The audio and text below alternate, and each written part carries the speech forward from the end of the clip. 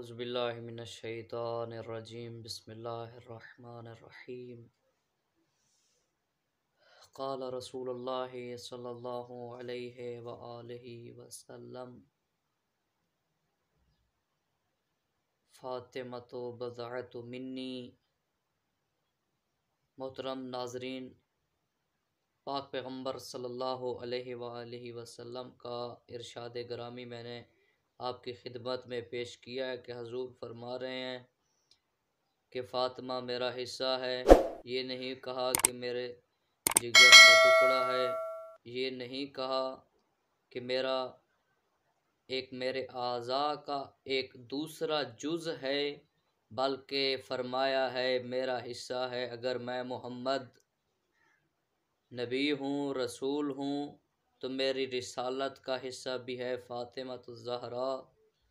Be be کے اتنے فضائل، عزت بھی بڑی تھی اور مصائب بھی بڑے تھے۔ تاریخ گواہ ہے کہ کوئی ایسی مستور نہیں ہے جس کی عمر 18 سال ہو اور اس کے بال سفید ہو گئے ہوں۔ وہ صرف اور صرف سرور کائنات محمد مصطفیٰ صلی اللہ علیہ وآلہ وسلم کی بیٹی، جن کی عزت کے لیے اللہ کا رسول کھڑا ہو جاتا تھا، دروازے پر آ کر آیت تطہیر کی تلاوت کرتے تھے، بمائے اصحاب لے کر اصحاب کو بھی بتایا کہ یہ میری فاطمہ ہے، اس کا احترام کرو۔ اِنَّ ھَٰذَا فاطمہ، اشارہ کر کے کہتے تھے یہ فاطمہ ہے۔ لیکن امت نے کیا کیا؟ حضور کے جنازے کے بعد، حضور کی شہادت کے بعد 3 یا 4 دن صحیح بعد یہ لوگ آگ لے کر آ گئے، علی کو باہر بھیجو، اگر علی باہر نہ آیا تو ہم دروازے کو آگ لگا دیں گے۔ روایات کہتی ہیں اس وقت سیدہ زہرا صلوات اللہ علیہا کے سر پر چادر نہیں تھی۔ بی بی خود آئیں، دروازہ کھولا، اور جب دروازہ کھولنے لگی پہلے بی بی نے فرمایا کہ اے اونچی آواز سے بولنے والے، حیا کرو، ادھر میرے گھر میں حسنین رہتے ہیں، میری زینب و کلثوم رہتی ہیں۔ انہوں نے کوئی حیا نہ کیا بی بی صلوات اللہ علیہا پر۔ لوگ کہتے ہیں نا کہ بی بی کو دھمکی دی تھی۔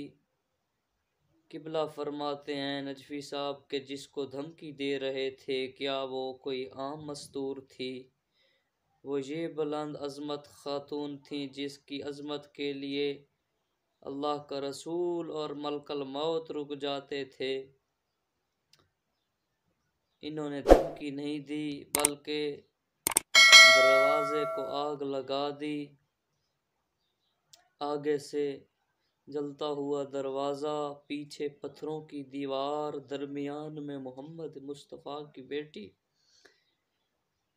بی بی صلوات اللہ علیہا پر اتنے مصائب ڈھائے گئے کہ ان لوگوں نے کچھ حیا نہ کیا۔ جب غش کھا کر اٹھی میری بی بی، افاقہ ہوا، پوچھا اے فضہ صلی دینی، اے فضہ مجھے سہارا دو۔ بی بی فضہ نے سہارا دیا۔ پہلا سوال کیا کہ میرا وارث کہاں ہے؟ فضہ نے بتایا اسے، علی کو گل میں رسیاں پہن کر لے گئے۔ پھر اپنے پہلو کا زخم بھول گیا اور ایسے آئی جیسے پانی آتا ہے۔ بی بی صلوات اللہ علیہا نے حضرت امام علی علیہ السلام اپنے شوہر کے ابا سے ہاتھ ڈال کر کھینچ کر کہتی ہے، سلو ابن امی، چھوڑو میرے وارث و سردار کو، ورنہ میں اپنے ہاتھوں سے اپنے سر کی چادر اکھیڑ کر تمہیں سر کی چادر اتار کر بد دعا کروں گی تمہارے لیے۔ تو یہ باتیں کہنی تھیں۔ حضرت علی علیہ السلام نے سلمان کو بھیجا۔ بی بی نے جب یہ باتیں کی اس وقت گھر تھیں، اور جب بی بی پر ظلم ڈھائے گئے، حضرت علی علیہ السلام پر ظلم ڈھائے گئے، بی بی اسی دربار میں چلی گئیں۔ روایات کہتی ہیں بی بی کی شہادت تازیانوں سے ہوئی۔ کچھ چیزیں ایسی بی بی کو لگیں جس کی وجہ سے شہادت ہوئی۔ بی بی کے اتنے مصائب جو ہم پڑھ نہیں سکتے۔ جب علی علیہ السلام کے ابا سے ہاتھ ڈالا نا بی بی نے، اور بی بی نے کہا کہ چھوڑو میرے وارث کو، پھر بی بی کو ان کمینوں نے تازیانہ دائیں ہاتھ پر مارا۔ بی بی کا دایاں ہاتھ حضرت علی علیہ السلام کے ابا سے ہٹا، اور پھر بائیں ہاتھ سے حضرت علی کے دامن میں پکڑا، اور پھر فرمایا چھوڑو میرے وارث کو۔ انہوں نے پھر تازیانہ مارا، بی بی کو اتنے تازیانے مارے، اتنے تازیانے مارے کہ بی بی اپنے بابا کی قبر کی طرف دیکھ کر کہتی تھی، یا جدائے بابا دیکھ تیری بیٹی کے ساتھ تیری امت کیا سلوک کر رہی ہے۔ زہرا کی شہادت کے بعد ایک روایت کہتی ہے، ایک ایرانی عالم پڑھتے تھے کہ علی ساتھ حسن اور حسین علیہ السلام کے مسجد میں آ رہے تھے۔ اچانک ایک ایسی جگہ آئی، دونوں شہزادے رو رو کر زمین پر بیٹھ گئے۔ مولا کائنات نے پوچھا کہ بیٹو کیوں روتے ہو؟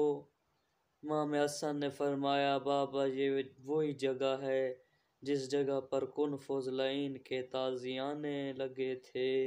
انا للہ و انا الیہ راجعون۔ مولا ہماری اس مصائب کو قبول فرمائے اور ہمیں سیدہ زہرا صلوات اللہ علیہا کے نقش قدم پر، سیرت پر عمل کرنے کی توفیق عطا فرمائے، اور لعنت دشمن زہرا پر ہم کرتے رہیں گے۔ قبلہ محمد یار شاہ صاحب فرماتے تھے کہ مجھے یہ کرن بخشے جانے کی نظر آتی ہے کہ میں دشمن زہرا سے دشمنی رکھتا ہوں، اور یہی دشمنی رکھنا میرے لیے انشاءاللہ سرخروب کا باعث بنے گی۔ قیامت کے دن مجھ پر اسی وجہ سے جنت واجب ہوگی۔